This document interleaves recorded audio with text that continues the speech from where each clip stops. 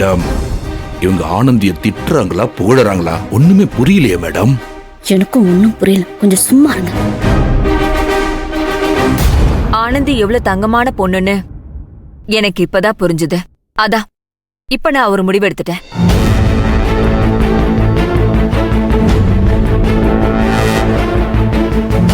என்ன முடிவு? ஒரே சஸ்பென்ஸா வைக்கிறாங்களே. தெரியலையே. அது வேற ஒண்ணும் இல்ல, ஆனந்தி தான் என் வீட்டு மருமகன்னு நான் டிசைட் பண்ணிட்டேன்.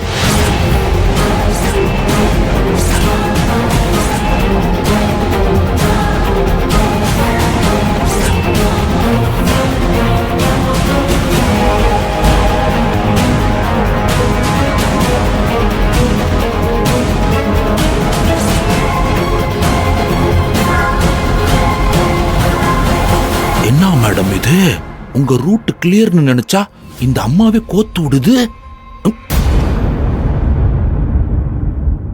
ஆனந்திய எல்லாரும் முன்னாடி வேலையை விட்டு போ, கிராமத்துக்காரன்னு நான் அவமானப்படுத்திருக்கேன்.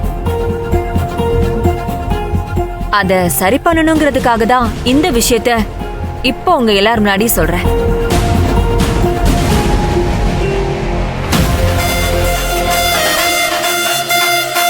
என்ன ஆனந்தி, ஷாக்கிங்கா இருக்கா?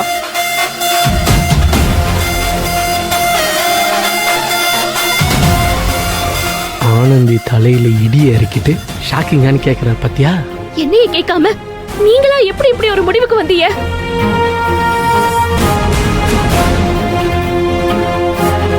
என் மனசுல என்ன இருக்குதுன்னு என்னைய கூப்பிட்டு கேட்காம எல்லாரும் முன்னாடியும் நான் உங்க குடும்பத்தோட மருமகன் சொன்னா என்ன அர்த்தம்? உன் பதட்டம் நியாயமானதுதான். ஆனா இதுக்கு பதில் நான் சொல்றதை விட மகேஷ் சொன்னாதான் சரியா இருக்கும். மகேஷ், நீயே சொல்லு. ஆனந்தி, நீ எதுக்கு இவ்வளவு டென்ஷன் ஆகுறன்னு எனக்கு நல்லாவே தெரியும். உங்க வீட்ல உங்க அக்கா கல்யாணம் ஃபிக்ஸ் பண்ணிருக்காங்க. இந்த நேரத்துல போய் நான் உன்னை லவ் பண்றேங்கிற விஷயத்த உங்க அப்பா அம்மா கிட்ட சொன்னா அதுக்கு அவங்க ஓகே சொல்ல மாட்டாங்க. அதுக்கு தானே பயப்படுற? ஆனா அதை பத்தி பயப்பட வேண்டிய அவசியமே இல்ல. ஏன்னா நான் ஏற்கனவே உங்க வீட்டுக்கு போய் உங்க அப்பா அம்மா கிட்ட உன்னை பிடிச்சிருக்கு, ஆனந்தி எனக்கு கல்யாணம் பண்ணி கொடுங்கன்னு கேட்டுட்டேன்.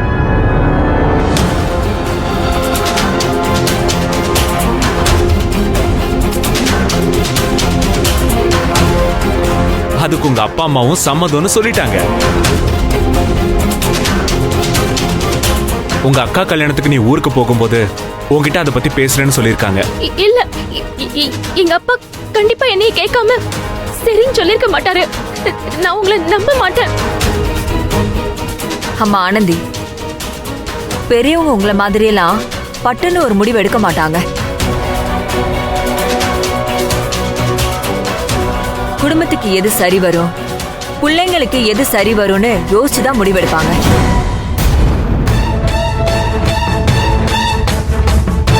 எடுத்தோம் கவுத்தோன்னு பெரியவங்க நாங்க முடிவெடுக்கிறது இல்லம்மா. அப்படிதான் உங்க அப்பாவும் உன் வாழ்க்கைக்கு எது சரி வரும்னு யோசிச்சு முடிவெடுத்திருப்பாரு. நீ நேர்ல வரும்போது சொல்லிக்கலாம்னு நினைச்சிருப்பாரு. நீங்க சொல்றதெல்லாம் நான் நம்ப மாட்டேன்.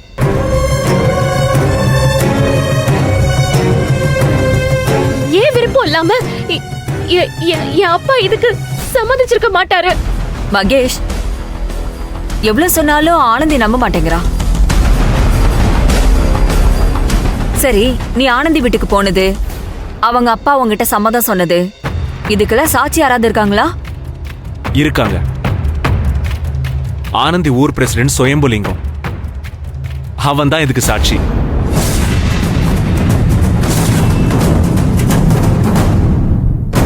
அங்க சுயம்பு எங்க கூட பிரச்சனை பண்ண வந்தப்பதான் ஆனந்தியோட அப்பா மகேஷ் தான் எங்க வீட்டு மாப்பிள்ளைன்னு சுயம்புலிங்கம் கிட்டயே சொன்னாரு.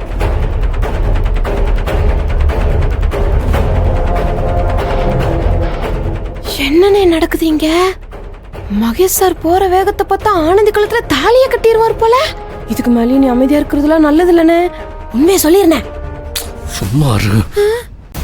சோ ஆனந்தி, நீ எதை பத்தியும் கவலைப்பட வேண்டிய அவசியம் இல்ல. என்ன லவ் பண்றதுதான் உனக்கு ப்ராப்ளமா இருந்துச்சு. இப்ப பெரியவங்க எல்லாம் சேர்ந்து நமக்கு கல்யாணம் பண்ணி வைக்க போறாங்க.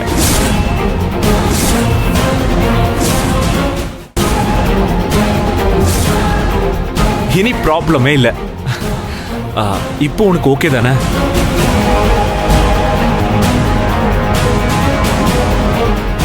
என்ன ஆனந்தி, பேசு ஏதாவது.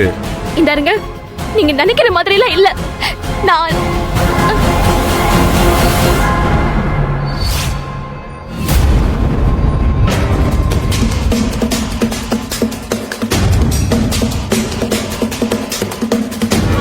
சொல்ல ஆனந்தி.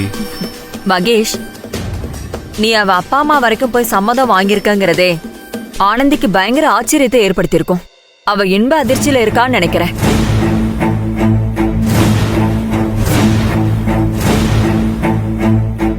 அதான் பாவம், பேச வார்த்தையே வரல.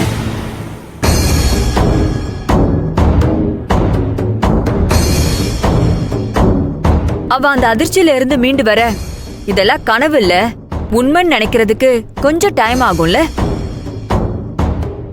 நாம அந்த டைம ஆனந்திக்கு கொடுக்கணும்ல. சோ உடனே பதில எதிர்பார்க்காத, கொஞ்சம் ஆனந்திக்கு டைம் கொடு. அது வரைக்கும் அவளை நாம டிஸ்டர்ப் பண்ண வேணாம். அவ ரிலாக்ஸ்டா யோசிக்கட்டும்.